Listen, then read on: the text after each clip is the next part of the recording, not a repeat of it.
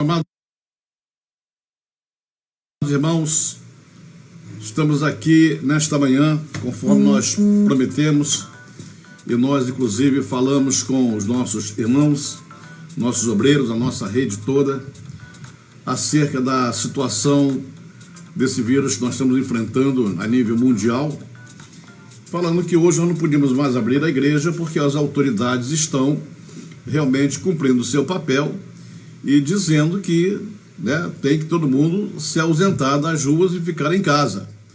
E eu não queria ser um dos que desobedece, um dos que quer peitar o governo, quer dizer que o governo é usado pelo diabo, nada disso. Nós estamos aqui simplesmente para fazer o nosso papel. Nós somos pastores, nós somos pessoal da paz, nós não queremos briga com ninguém. O que nós queremos é colaborar e fazer o nosso papel nesse combate que todos os governos do mundo estão enfrentando. E cabe à igreja um papel importantíssimo, que é a igreja também colaborar. Eu sei que uma das instituições mais prejudicadas com a situação de fechar, de ausentar o pessoal da igreja, é justamente o povo religioso, o povo que tem igreja, os pastores, não somente nós, os católicos também, porque não teremos culto presencial, e no final do mês o aluguel vence, a luz vence, o IPTU vence, e nós vamos enfrentar muitas e muitas dificuldades nessa área. Nós, mais do que nunca, estamos precisando mesmo colocar a nossa fé em prática, a nossa fé transcendental, e não racional, como disse aí uma certa pessoa na internet, e pedindo a Deus que nos socorra nessa hora. É uma pena porque nós sabemos que muitas igrejas pequenas, que às vezes não têm como suportar seu aluguel, suportar suas despesas, vão ter dificuldade para voltar a exercer suas atividades após essa pandemia do coronavírus. Mas, de qualquer forma, vamos orar, porque o Deus que nós servimos é um Deus que nunca nos abandona. Temos que colocar isso em prática, E por isso nós resolvemos, então, fazer o culto agora às 10 horas da manhã, chamando todo mundo aí para assistir, para estar conosco. E eu estou alegre porque estou vendo aqui várias pessoas entrando aqui já para assistir. E espero que o nosso povo todo esteja, de fato, aí, dando toda a atenção, toda a assistência, nesse nosso momento de adoração a Deus. Amém? Então, eu vou ministrar uma palavra, não vai ser uma palavra comprida, porque eu sei que um culto online, um culto pela internet, não pode ser de 2 horas, porque ninguém vai aguentar ficar 2 horas aí olhando a televisão. Então, vamos dar uma palavra forte, uma palavra curta, e se vocês depois quiserem, por escrito, o teor dessa palavra, vocês entram no meu WhatsApp privado, vocês peçam que eu mandarei. Eu não vou mandar para todo mundo, porque eu não sei quem quer e quem não quer, mas é só entrar lá no meu WhatsApp privado e dizer, apóstolo, eu quero também essa palavra e eu vou mandar você por escrito. Nós estamos ministrando, nesse ano 2020, nós estamos lançando sobre o fundamento da unidade. O ano passado ministramos sobre o fundamento da honra e esse ano estamos entrando com o fundamento da unidade. Então, a nossa palavra hoje continua sendo unidade, já numa coisa mais avançada. Mas antes de nós começarmos na palavra, eu quero pelo menos fazer uma oração por todos vocês que estão nos assistindo, todos aqueles que ainda vão entrar e por todos aqueles que estão nos dando a sua atenção. Amém? Vamos fazer essa oração todos juntos em nome do Senhor Jesus. Meu Pai Celestial, Tu és o nosso Deus, o nosso Senhor, aquele que nós servimos com amor, com fidelidade, com alegria, pedindo ao Pai amado nesta hora, que todos aqueles que estão entrando no Facebook, estão assistindo essa palavra ao vivo, eu quero te pedir, meu Pai, que Tu possa estender as Tuas mãos de misericórdia sobre a vida deles. Estou percebendo aqui, Pai amado, tem pessoas de outros estados e até de outros países que já entraram aqui para assistir, e onde eles estiverem, estenda as Tuas mãos amorosas, as Tuas mãos benditas e poderosas, e dá o livramento, Pai amado, que essa pandemia, que essa enfermidade, que esse vírus jamais entre na casa de qualquer um, Pai amado, ser temente a Ti. Dá-nos o livramento, Pai amado. A Tua palavra diz, cai 1.000 ao teu lado, 10.000 à tua direita, Tu não serás atingidos. Nós cremos nesta palavra, Senhor. E se está na Bíblia, se Tu falaste isso, nós cremos verdadeiramente. A Tua palavra diz, praga nenhuma chegará à tua tenda. Nós cremos nesta palavra, Pai amado. Por isso é que agora, nesse momento, nós não estamos apenas guardados em nossas casas, em nossos lares, nós estamos abrigados no esconderijo do Altíssimo. É aí que nós queremos estar, ó Pai amado, para estarmos livres de tudo isso. Portanto, Pai, todos aqueles que estão me assistindo agora, sejam abençoados, sejam livres desta praga, desta pandemia, em nome de nosso Senhor Jesus Cristo. Amém. Glória a Deus, louvado seja o nome do Senhor. A nossa palavra hoje está no livro de Atos, capítulo 2, versículo 42 a 47. Não se preocupe em anotar nada agora, porque, como eu disse, quando eu terminar esta palavra, se você desejar uma cópia da mensagem, você fica tranquilo que eu vou mandar para você por escrito essa mensagem que está aqui conosco, tá? Não se preocupe agora em ficar anotando nada. Quero que você preste atenção e assista poderosamente. Eu vou ler para vocês a palavra e aí nós começamos aquilo que nós temos que falar. Bem, diz assim a palavra: e perseveravam na doutrina dos apóstolos e na comunhão, no partir do pão e nas orações. Em cada alma havia temor, e muitos prodígios e sinais eram feitos por intermédio dos apóstolos. Todos os que creram estavam juntos e tinham tudo em comum. Vendiam suas propriedades e bens, distribuindo o produto entre todos, à medida que alguém tinha necessidade. Diariamente perseveravam unânimes no templo, partiam pão de casa em casa e tomavam suas refeições com alegria e singeleza de coração, louvando a Deus e contando com a simpatia de todo o povo. Enquanto isto, acrescentava-lhes o Senhor, dia a dia, os que iam sendo salvos. Bendito seja o nome poderoso do Senhor por esta palavra abençoada. Isso que nós acabamos de ler é o perfil que Deus estabeleceu para a sua igreja. A igreja do Senhor na terra, quando ele foi embora, quando Jesus foi embora, ele deixou a igreja que teria que ter uma personalidade, tinha que ter um caráter, uma igreja que tinha que ter um perfil para ser reconhecida, conhecida e reconhecida por todas as pessoas. Portanto, nesta hora, o que eu quero mostrar para você é que a igreja não é essa igreja sem uniformidade que nós vemos por aí. Uma igreja funciona de um jeito, outra de outro jeito, outra de outra maneira. Na verdade, na Bíblia tem um padrão, tem um desenho. Esse desenho é o que está em Atos 2, 42 a 47. Esse perfil aqui, de estarmos sempre juntos e termos tudo em comum. Nós estamos falando de unidade. Esse é o perfil da unidade, que é o perfil do reino de Deus, né? E esse perfil do reino de Deus tem que ser praticado pela igreja. A igreja que professa o nome do Senhor, que prega, que ministra o nome do Senhor, ela tem que ter esse perfil para mostrar ao mundo. Ela não é uma igreja invisível, não é uma igreja oculta. Pelo contrário, ela agora está na sua parte visível, que é pregar, anunciar a palavra e trazer as pessoas para o Senhor. Então, essa igreja, para ser vitoriosa, ela tem que viver dentro desse perfil. E esse perfil todo que eu estou falando aqui é o perfil da unidade. Aqui está dizendo que perseveravam na doutrina dos apóstolos e comiam pão de casa em casa, todos os dias, diariamente, e havia temor em cada alma. Então, esse é o perfil da unidade que a igreja fala. Então, os apóstolos, eles não queriam fazer 12 igrejas, eram 12 apóstolos, né? Claro, depois que Jesus foi embora, cobriram o lugar de Judas Iscariotes com Matias, então 12 apóstolos. Mas o Senhor não queria 12 igrejas diferentes, ele queria a mesma igreja funcionando com o ministério dos 12 apóstolos, e cada um na sua. Você sabe que cada apóstolo tinha uma característica diferente, né? Tinha uma forma de ministrar diferente, pregava de um jeito, ministrava, outro pregava, outro orava, outro curava, e cada um fazia lá o que tinha que fazer. Porém, todos eles estavam dentro da mesma igreja, operando da mesma forma. Essa igreja que esse perfil foi deixado por Cristo, essa igreja é a igreja da unidade. Então ela precisa viver em unidade. Quando a igreja vive em unidade, a Bíblia diz que não tem nada impossível que ela não possa fazer. E quando se fala nada impossível, né, quando o Senhor desceu lá em Babel e disse isso para aquele povo, o povo agora está unido, como se fosse um só homem. A partir de agora, nada mais será impossível para eles. O problema é que aquela unidade de Babel era contra o Senhor. E nós estamos falando aqui de uma unidade do Senhor, a favor do Senhor. Só que a sentença é a mesma. Se não havia nada impossível para os inimigos de Deus porque estavam em unidade, imagine para nós, se vivemos em unidade e ainda temos o Senhor do nosso lado. Nada será impossível para nós. Nem impossível vencer a coronavírus.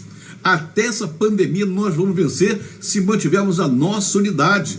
no Senhor Jesus e fazer aquilo tudo que Ele estabelece para nós. Então, o propósito estabelecido por Deus para uma igreja apostólica, a gente nota nesse perfil, que é um perfil de reprodução e crescimento deste corpo.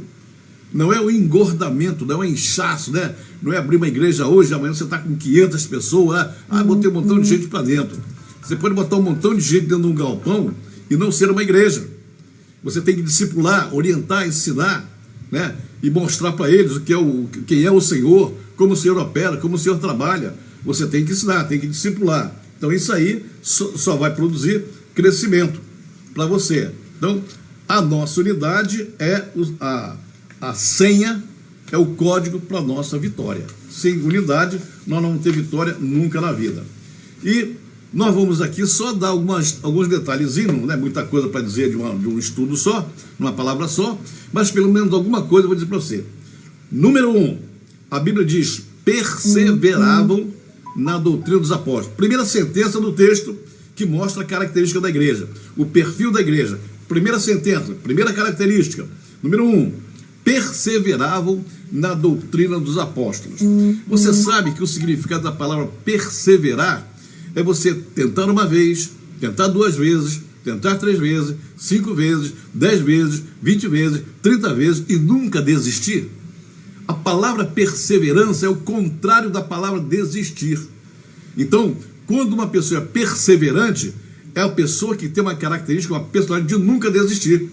Você vai encontrar cristãos aí, você vai encontrar pessoas que quando estão numa prova, numa luta, numa dificuldade, eles desistem e dizem que Deus não quer abençoá-los. E dizem que Deus não está com eles. Houve um probleminha aqui, mas nós já consertamos. Então, tem que ser perseverante. A palavra perseverança é persistir, insistir, continuar, não parar, não desistir, ir à frente. Então, olha, unidade da igreja. A igreja constituída de uma unidade de pessoas perseverantes. Quando você tem uma igreja de pessoas perseverantes e tem um grupo na igreja que é a pessoa da desistência, já começa a quebrar a unidade. A igreja ela tem que ser vitoriosa em si mesma. O que eu quero dizer com isso? Que ela tem que acreditar nela.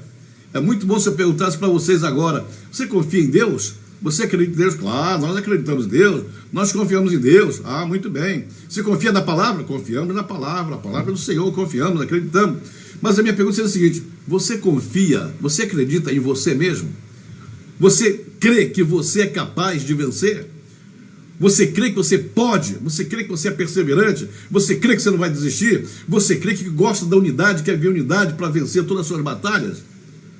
É bom acreditar em Deus, é bom acreditar na oração dos outros, é bom acreditar na profecia, mas eu quero saber se você crê em você mesmo. Você tem que ter autoconfiança para poder continuar. Mas vamos lá. Crer, obedecer e viver aquilo que os apóstolos ensinavam e receber nas suas palavras como sendo verdadeiras e vindas da parte de Deus. Você sabia que na igreja primitiva ninguém levava a Bíblia para a igreja? Você sabia que lá na igreja primitiva não existia a Bíblia ainda como nós a temos hoje?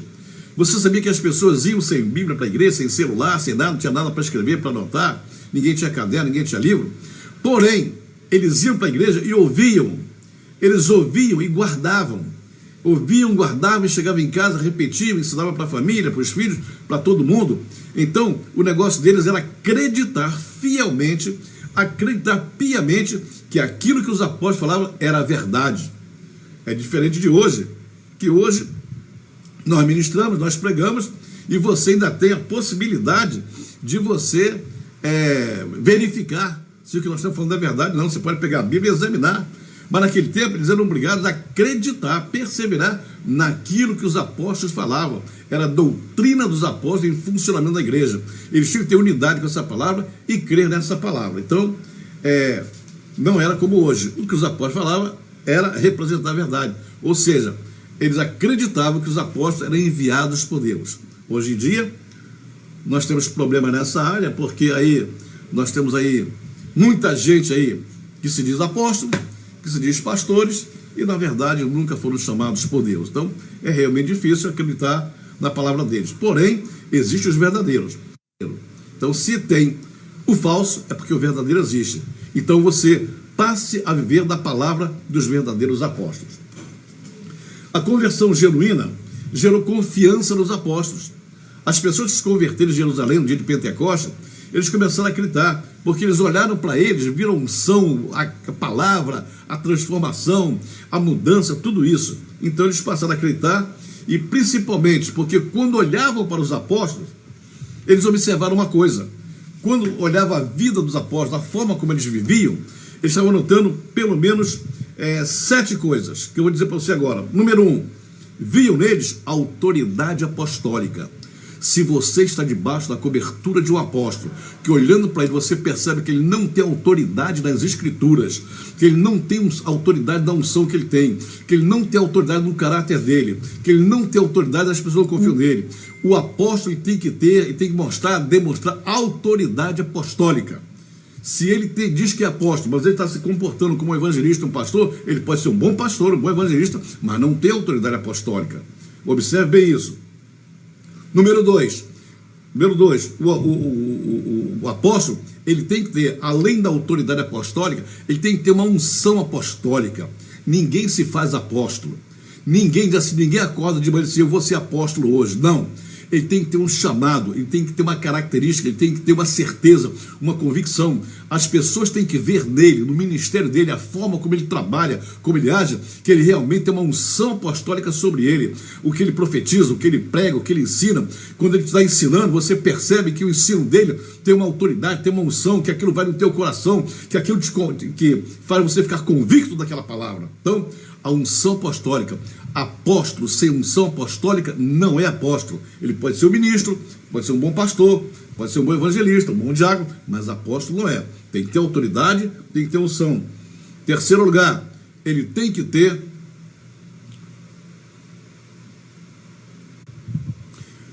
houve um probleminha aqui, não sei se vocês cortaram para vocês, mas aqui para a gente está continuando.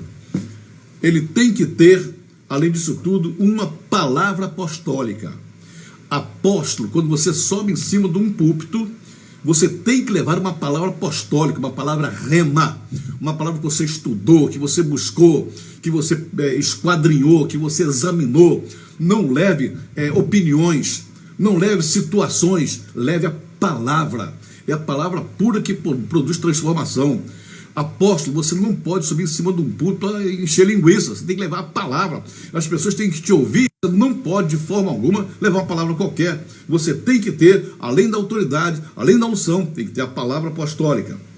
Quarto lugar, tem que ter o conhecimento apostólico.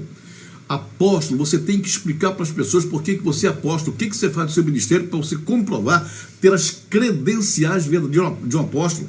O apóstolo Paulo, quando estava ministrando na terra, de vez em quando duvidavam dele, e ele fazia a sua defesa apostólica, ele tinha argumentos para fazer a sua defesa apostólica, e tem gente que não tem esse argumento, pelo seu ministério, porque a palavra diz, pelos frutos conhecereis a árvore. Se você é um apóstolo, você tem que ter fruto apostólico. Se você é um pastor, tem que ter fruto pastoral, você tem que ter fruto de evangelista. Se você é profeta, tem que ter fruto de profeta. Mas se você é um apóstolo, tem que ter fruto apostólico no seu ministério, para você demonstrar que você está sendo enviado por Deus para todo lugar, para a cidade, para a igreja, para nações, para todo lugar. Quinto lugar, quinto lugar, quarto lugar, tem que ter conhecimento apostólico, né? Isso nós falamos agora. Saber o que é um apóstolo, o que o apóstolo faz. Sexto lugar, tem que ter a unidade apostólica. A unidade apostólica. Preste muita atenção nessa palavra unidade apostólica, porque de vez em quando eu vejo na internet, eu vejo pregações no YouTube, de apóstolos que sobem em cima do seu púlpito para fazer críticas à igreja e dizer cada bobagem que demonstra que ele não conhece nada de unidade apostólica, nem conhece apostólico. Se ele não tem unidade nele, como é que ele vai ensinar unidade para os outros? Né?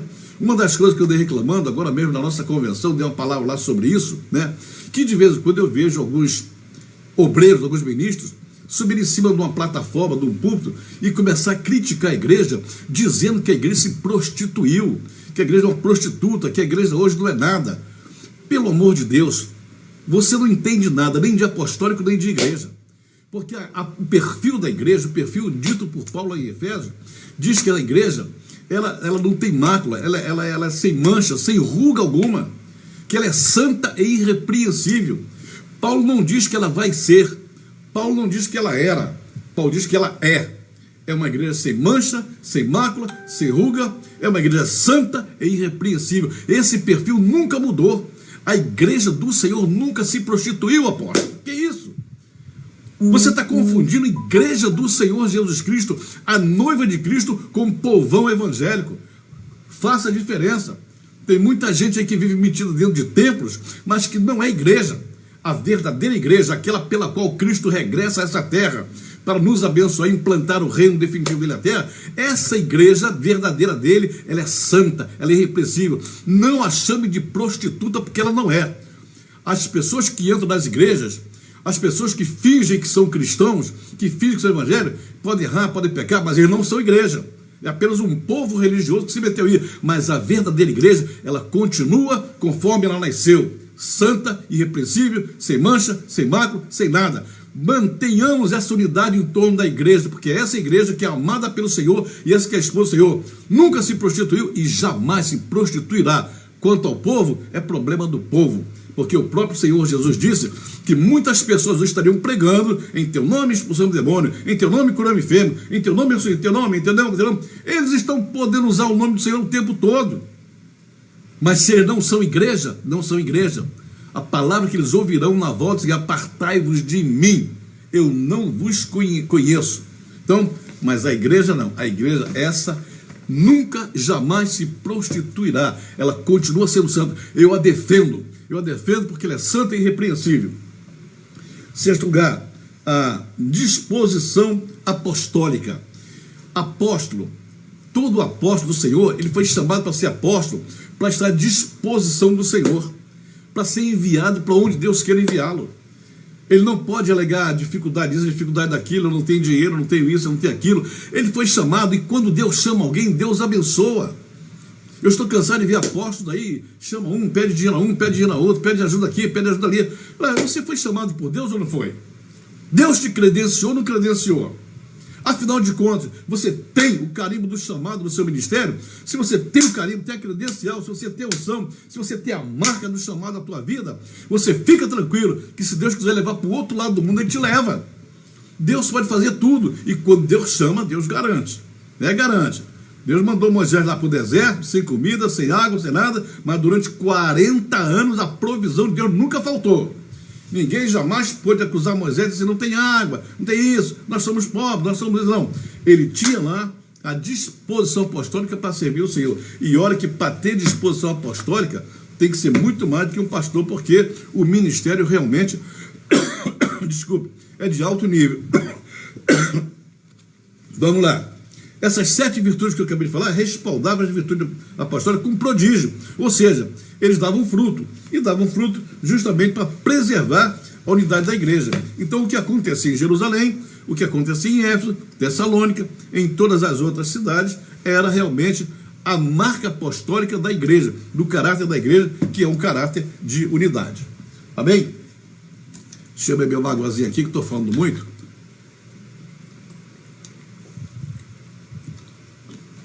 Amém. Vamos lá. Número 2. Eu falei perseverar na doutrina. Número 2. Aliás, quero dizer uma coisa para você antes. Conhecer ao Senhor e os seus propósitos através da ministração da palavra de modo intenso e profundo. É uma das características de uma igreja apostólica. O que eu estou dizendo?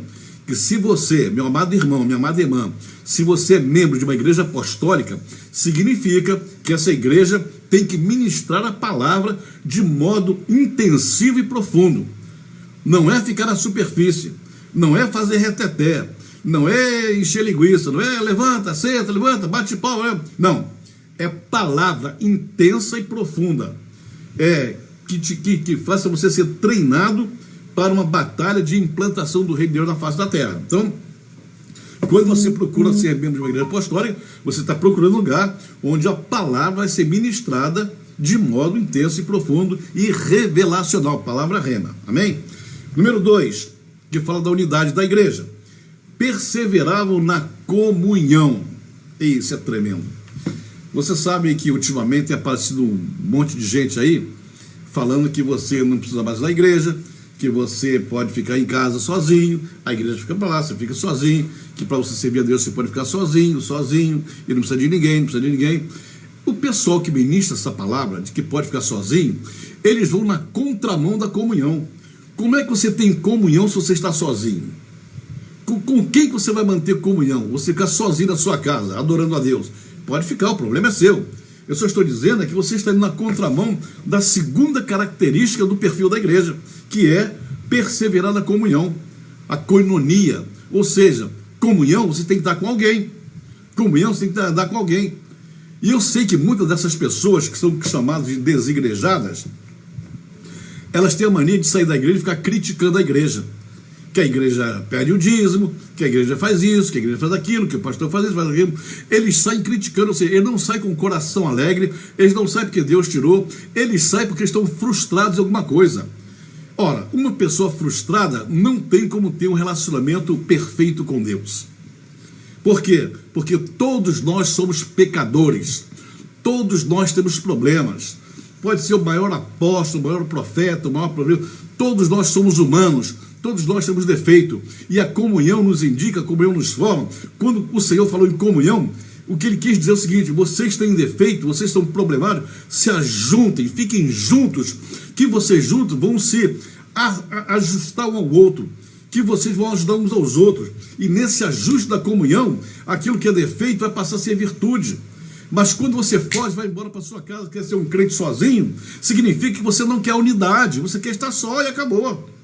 Você não quer comunhão, mas a comunhão, porque os irmãos têm defeitos, os irmãos são fofoqueiros, os irmãos são... É claro que todo mundo tem defeito, é claro, é perfeito isso, eu concordo com isso, mas esses imperfeitos, quando se ajuntam, formam uma unidade, e nessa unidade é que vem a bênção, é que vem a confiança. Então, quando nós falamos isso, nós estamos dizendo, você que quer ser desigrejado, você que fala de templo, eu não preciso ir ao templo, porque o templo é feito por mãos de homens, porque o templo de Jesus não tinha templo.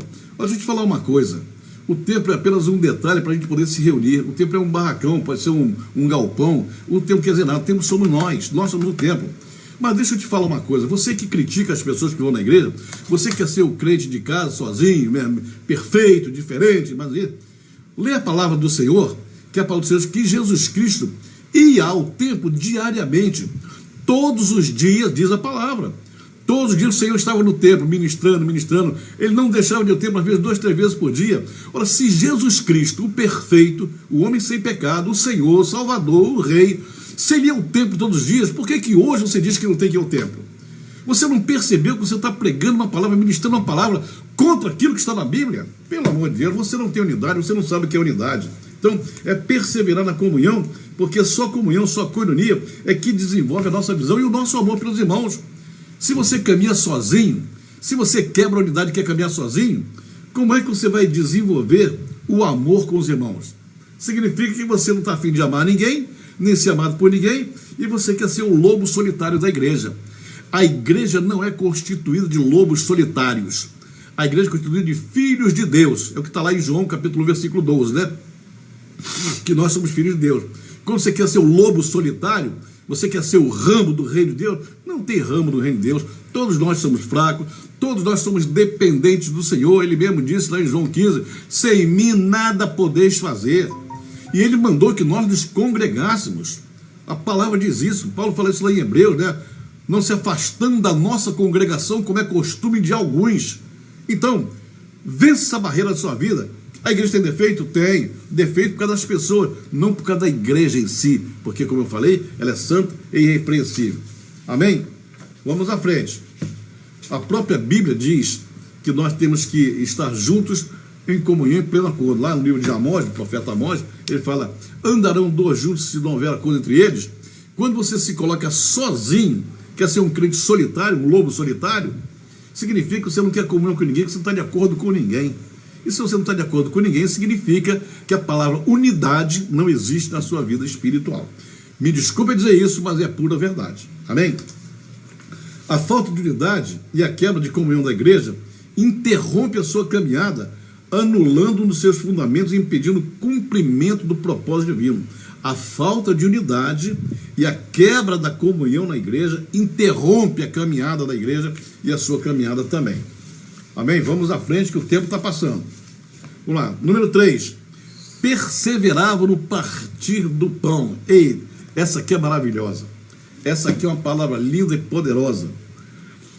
Muitas pessoas, eu mesmo aprendi isso quando era novo convertido na igreja, que essa expressão partir do pão era a ceia. A ceia, ou seja, toda hora se fazia ceia, toda hora, partir do pão.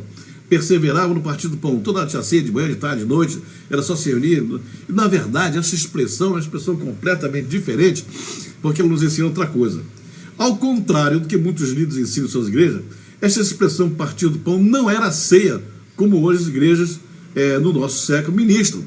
A expressão partir do pão fazia parte de uma cultura e dos costumes judaicos, que usavam os momentos de refeição para conversar e tratar de assuntos pessoais ou de negócios, né?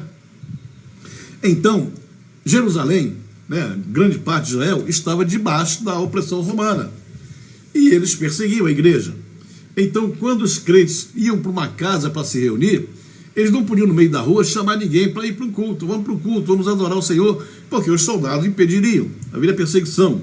Então, quando um crente encontrava com o outro, para onde você vai? Ah, eu vou comer o pão com fulano de tal, a casa para onde ele ia. Eu vou partir o pão. No ouvido dos soldados romanos, a gente estava apenas se reunindo para comer, para fazer o almoço, etc. Mas o partir do pão era a senha, era o código para saber que eles estavam se reunindo em algum lugar. Ah, você vai partir o pão com fulano de tal, eu vou também. E aí se juntavam lá, e realmente quando chegavam lá, eles não sentavam nas cadeiras como se fosse um culto numa igreja normal como hoje. Eles se sentavam em volta da mesa, em volta lá da comida, e eles começavam a comer, e ali começava a ministração. A igreja se reunia de modo diferente dos nossos cultos tradicionais hoje. Então ali comiam, conversavam, e a palavra só saía da palavra o tempo todo. Ou seja, uma reunião de 3, 4 horas, né? Estavam ali o tempo todo. Se por acaso chegasse algum soldado e entrasse na casa, eles estavam realmente partindo do pão, estavam comendo, né? Não era ser como nós tratamos hoje. Então, na verdade, a reunião, o culto, era chamado de partir pão. Vou partir o pão. E partir pão podia ser de manhã, de tarde, de noite, a hora que eles quisessem. Então, essa situação é diferente de uma mera ceia. O partir do pão era a ceia para a reunião. E o próprio Jesus disse que ele era o pão. Então, quando falava partir o pão, vou parafrasear. E partir o pão de casa em casa. Na verdade, compartilhavam Jesus de casa em casa. Essa era a verdadeira intenção, o verdadeiro significado da frase partir o pão. Ou seja, quem é o pão? Jesus é o pão da vida. Então, você vai fazer o quê? Eu vou compartilhar o pão na casa de fulano e tal. Ou seja, eu vou lá falar de Jesus Cristo. Essa era a intenção, essa era a ceia para que eles pudessem fazer os seus cultos sem problema nenhum. Amém? Jesus mesmo declarou em João 6,35, né? Eu sou o pão da vida. O que vem a mim jamais terá fome, e o que crê em mim jamais terá sede. Murmuravam dele, pois, os judeus, porque disseram, eu sou o pão que desceu do céu. Eu sou o pão da vida. Tudo isso Jesus falou. Então, partir o pão significa, eu vou compartilhar Jesus na casa do irmão fulano de tal, da irmã fulano de tal. Isso era indicando que ele estava se dirigindo a um culto. Amém?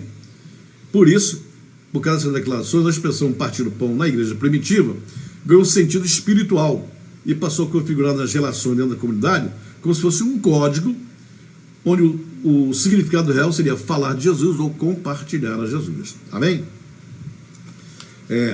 Uma observação de Lucas, capítulo 2, versículo 46, diz assim, partia o pão de casa em casa e tomava as suas refeições.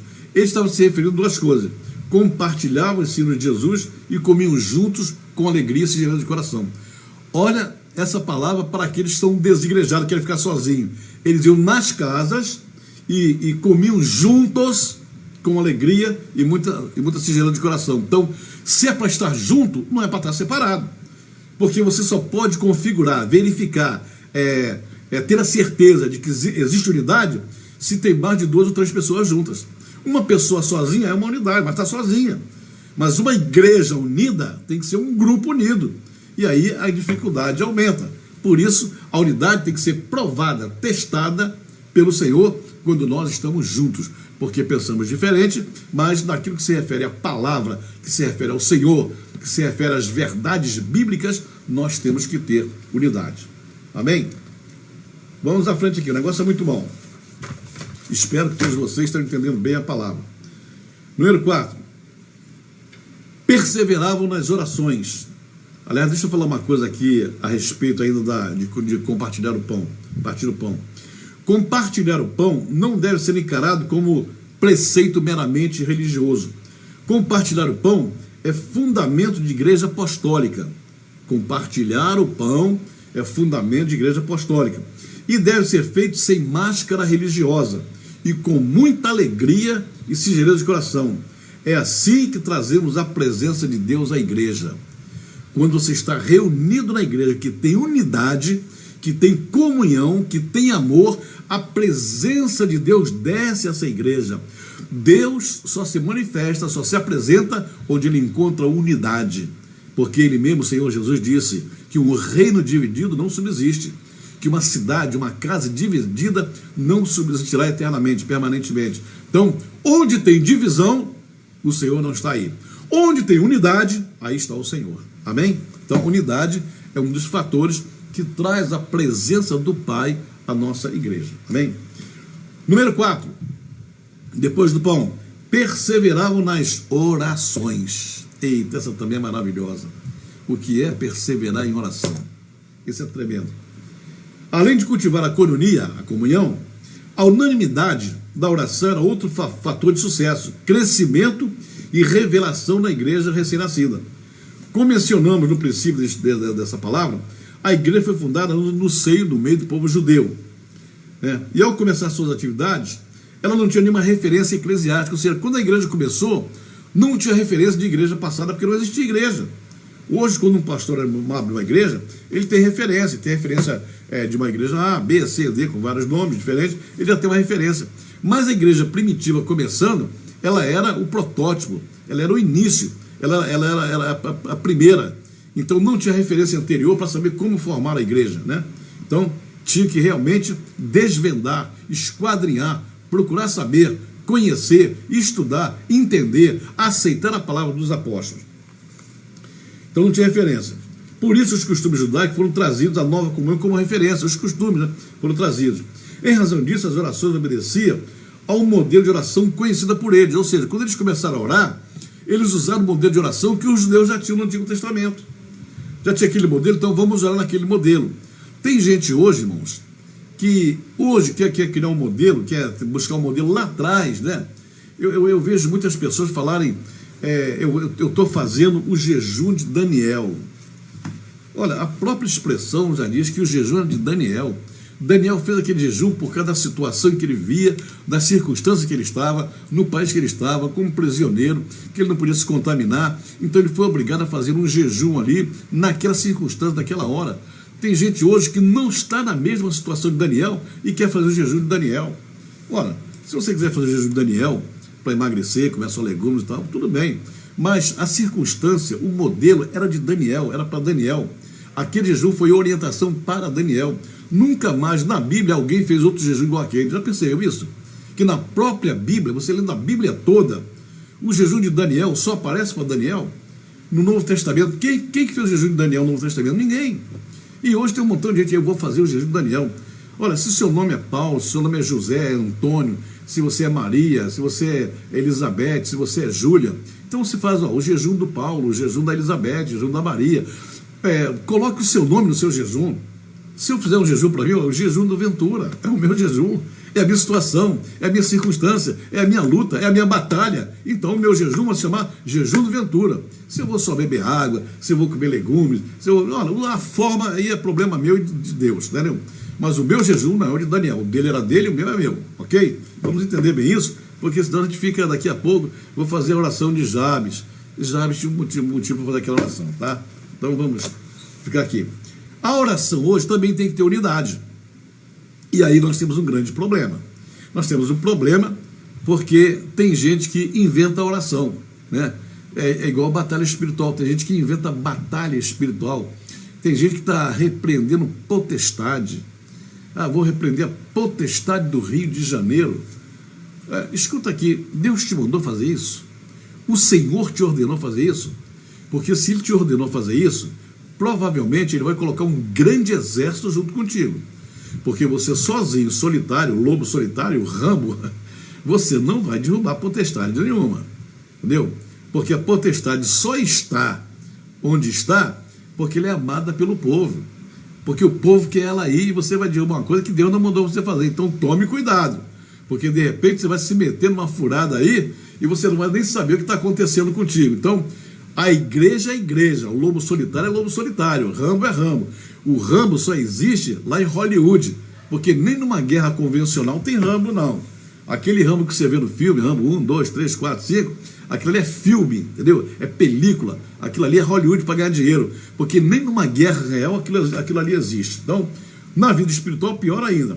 Ou você vai debaixo de uma ordem divina, acompanhado pelo exército dele, então não se meta nisso, porque a oração nossa tem que ter unidade também. Não adianta inventar oração disso ou daquilo, porque não vai dar certo. O exemplo que quando eu falei que eles buscavam a oração do Antigo Testamento, é porque você vê de vez em quando falar que eles oravam 3 vezes ao dia. Uma oração às 9 horas da manhã, outra na hora sexta, meio-dia, outra hora noite, 3 horas. Então, era costume dos judeus fazer isso. Orar 9, orar meio-dia, orar às 15 e assim por diante, né? Como havia vigília, primeira vigília, segunda vigília, terceira vigília. O problema é que hoje a Bíblia diz que você tem que orar sem cessar. Você não tem que marcar um horário, orar 3 horas em ponto. Qual o problema de ser 3 horas em ponto, ou ser 2h50 ou 3h15? Que diferença fará isso? Você sabe que Deus não vive num tempo cronológico, num tempo cronos. O tempo de Deus é kairos. Mesmo que você marque 3 horas, 9 horas, meio-dia, que diferença fará isso para o Senhor?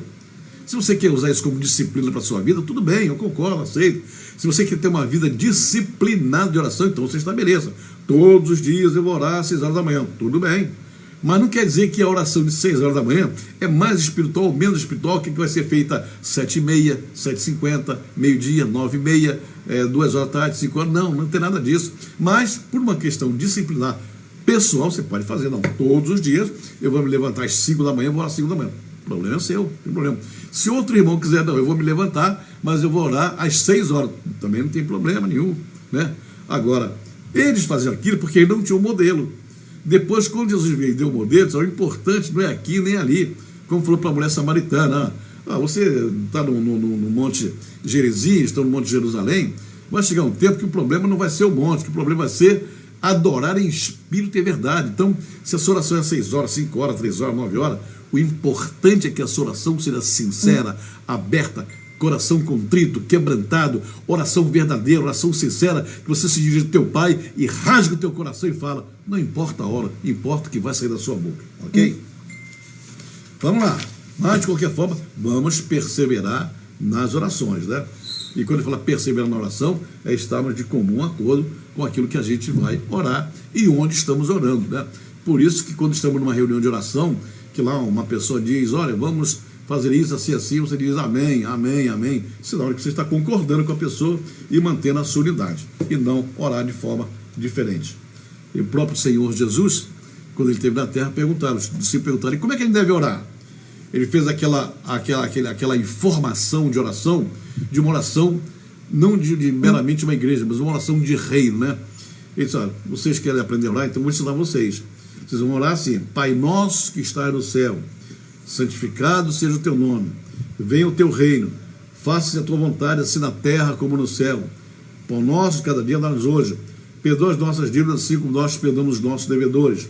Não nos deixes cair em tentação, mas livre do mal, pois teu poder, o reino, o poder e a glória para sempre. Só isso. Em cada uma dessas sentenças aqui, são 7 as sentenças, né? Daqui a pouco eu vou falar sobre isso. Essas 7 sentenças é o que marca a unidade na oração. Não adianta você criar um modelo diferente desse, porque não funciona. A própria Bíblia nos ensina que nós não sabemos orar como convém. Cada um de nós quer inventar uma oração especial. Para que você vai inventar uma coisa que Jesus ensinou de maneira tão fácil, de maneira tão simples? Olha só que oração simples como essa. Você só tem que entender onde está a revelação nessa oração. Você só tem que entender quais foram os códigos de revelação, o código rema que Jesus colocou aqui. né? A oração não é para ser repetida, não. Isso aqui é um ensinamento de como nós devemos orar. E aí você vai, então, usar essa oração como sendo o seu modelo, né? Se ele quisesse apenas dar um modelo, aí poderia citar qualquer modelo da Bíblia, do Antigo Testamento. Faz a oração de Moisés, faz a oração de Jabe, faz a oração de Elias, faz a oração de quê? Mas não, o modelo dele era esse daí, modelo simples e fácil, que nos revela 7 princípios.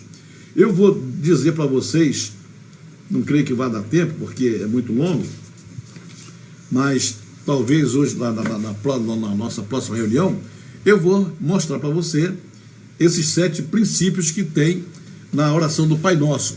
Se você entender esses princípios e orar segundo esses princípios, significa que você vai estar em unidade na oração com todo mundo que entende os princípios. Todo mundo que ora segundo esse princípio vai estar em unidade com você. Por exemplo, eu estou vendo agora muita gente aí na internet falando sobre vamos orar para repreender a pandemia do coronavírus. Tudo bem, então vamos repreender. Mas de que forma vamos repreender? Por quê?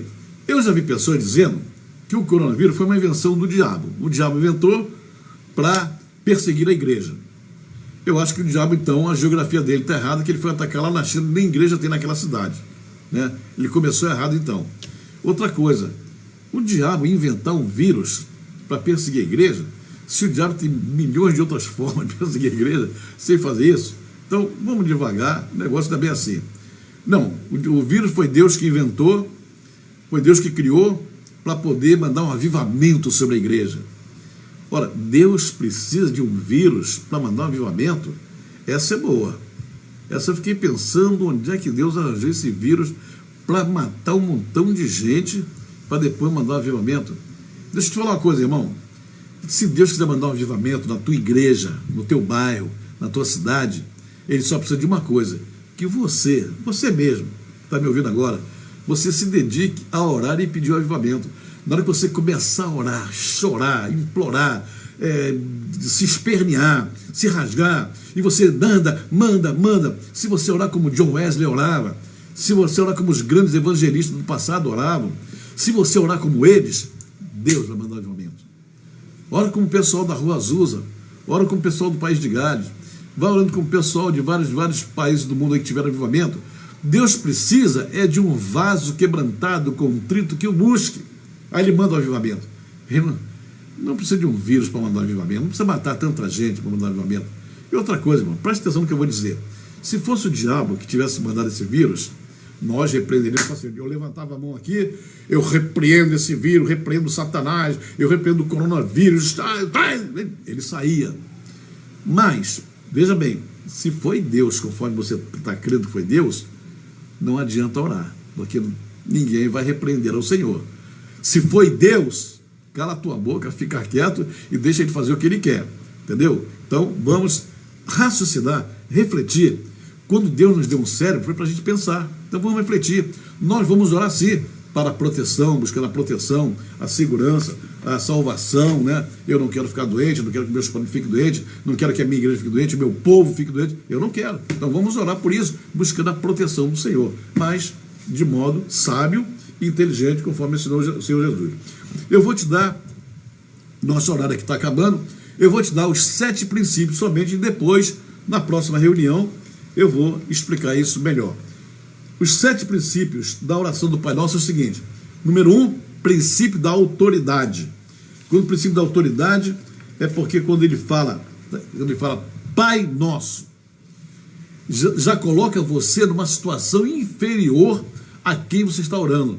Se você o chama de pai, é porque você é filho.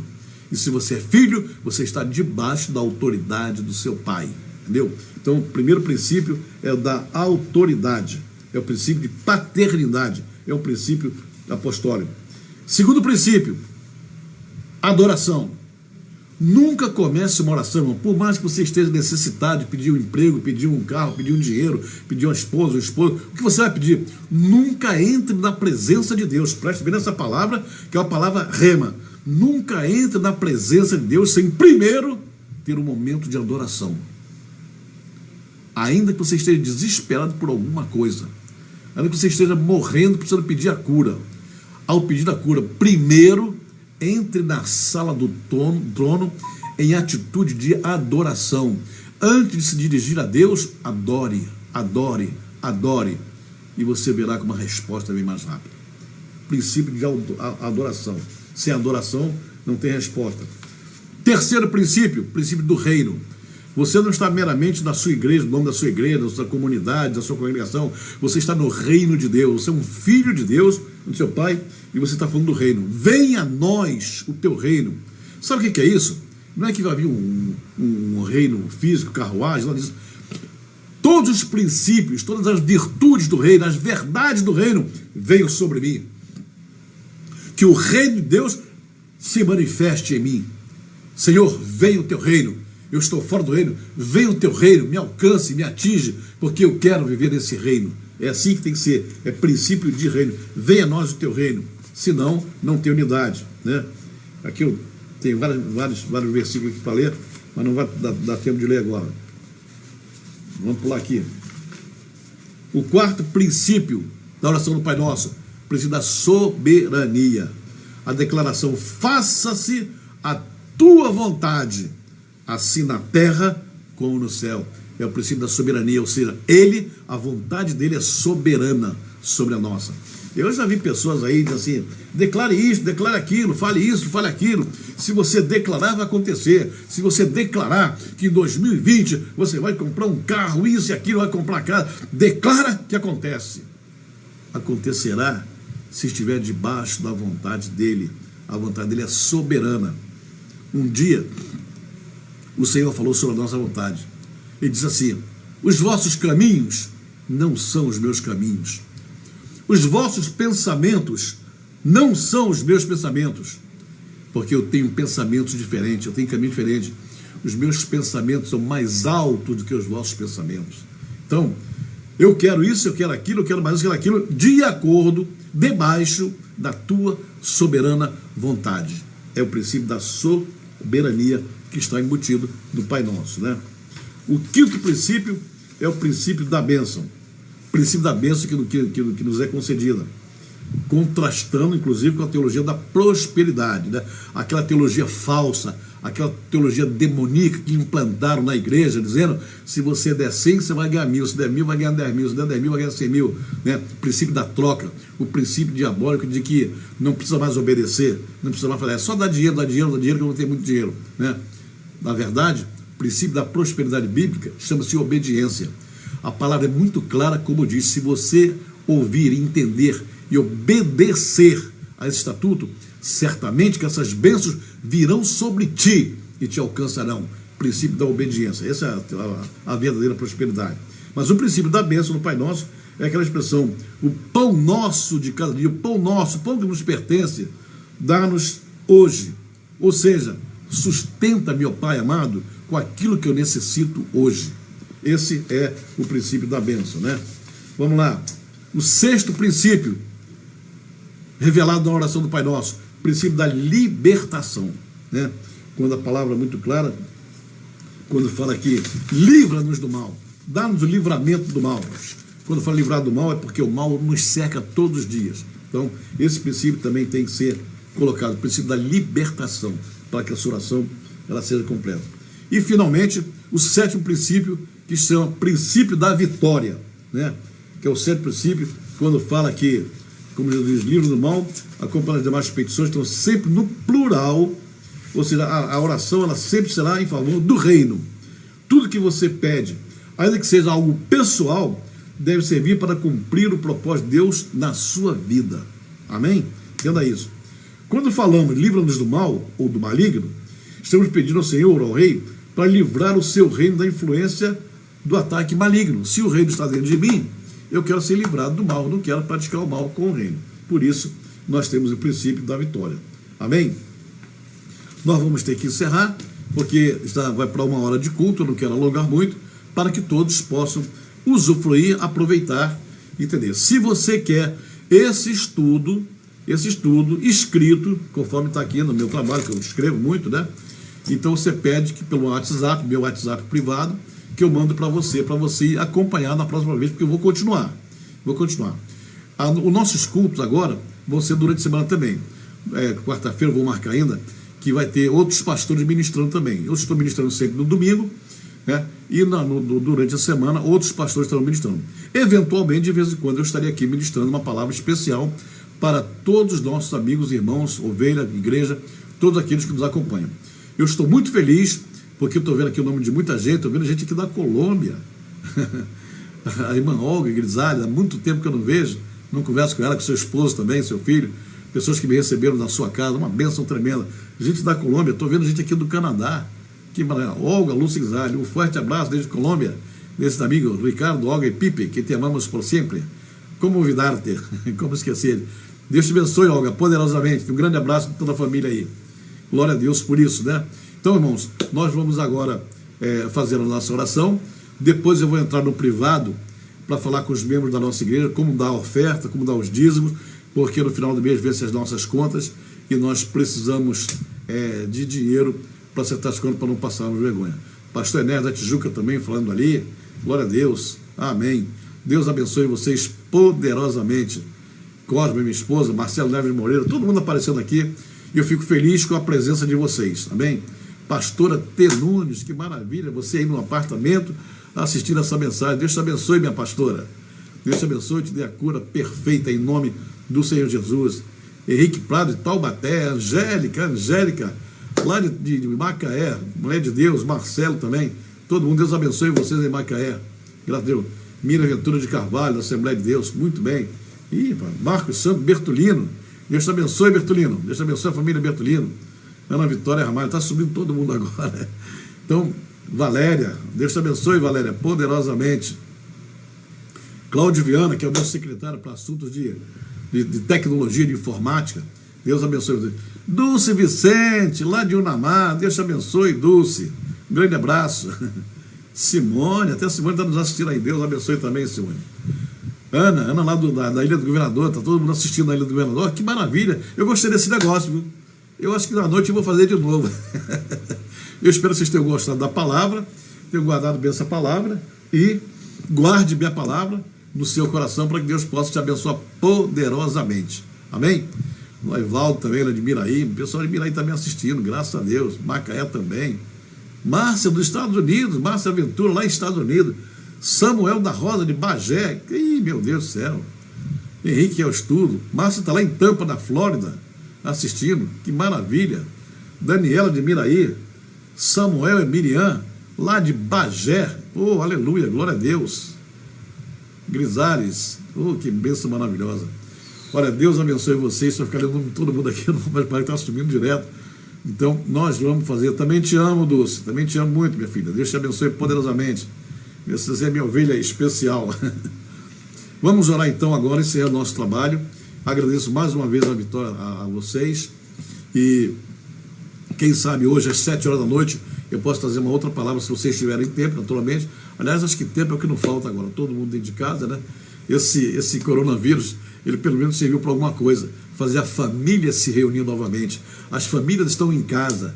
As famílias estão tudo dispersas para lá e para cá. Então, de repente, juntou todo mundo e a família voltou a ser restaurada, ainda que por um motivo de enfermidade, de pandemia, mas pelo Marcelinho está firme lá, Marcelinho, a Tati, olha lá, Marcelinho, Tati, a gente, a turma lá de Bangu toda, Deus abençoe você.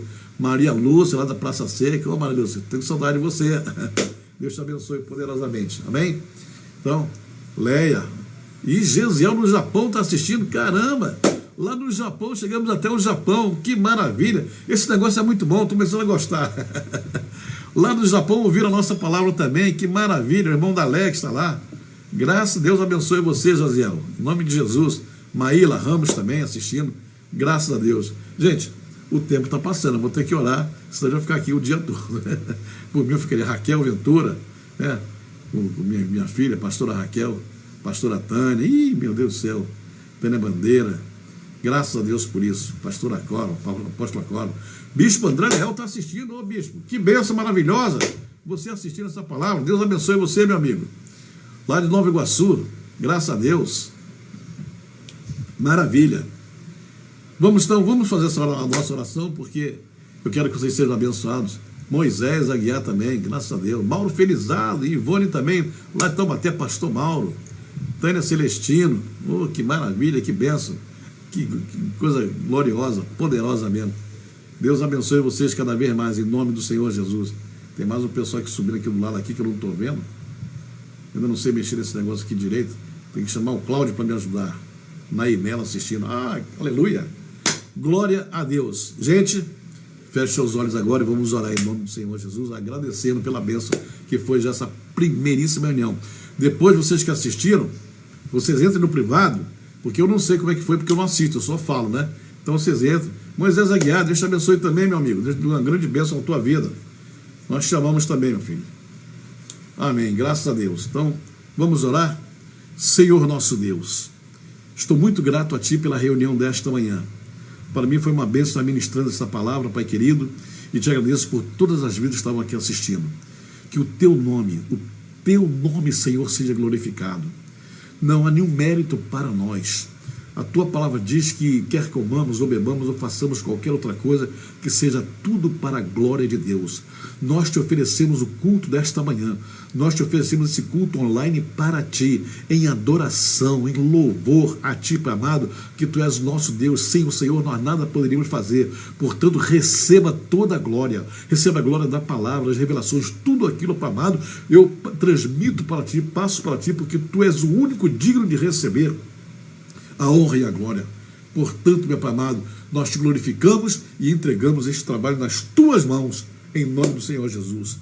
E todas as pessoas que assistiram, que compartilharam, sejam todas abençoadas e fiquem livres desse coronavírus, em nome de nosso Senhor Jesus Cristo.